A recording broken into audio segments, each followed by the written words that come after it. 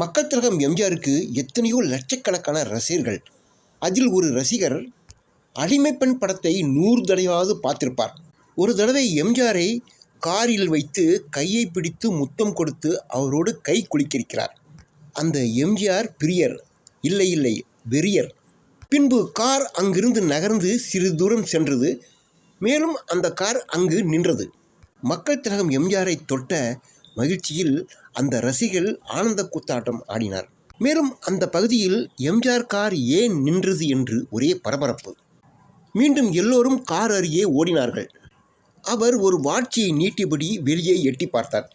பிறகுதான் தெரிந்தது, அந்த ரசிகர் எம்ஜிஆர் கையை பிடித்து காருக்குள் சிறிது தூரம் ஓடியபோது அவரது வாட்சி கலண்டு எம்ஜிஆர் மடியில் விழுந்தது.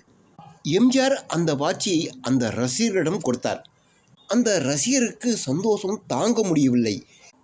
எம்ஜிஆர் தொட்டு கொடுத்த அந்த வாட்சியை இன்றும் அவர் பொக்கிஷமாக பாதுகாத்து வருகிறார்.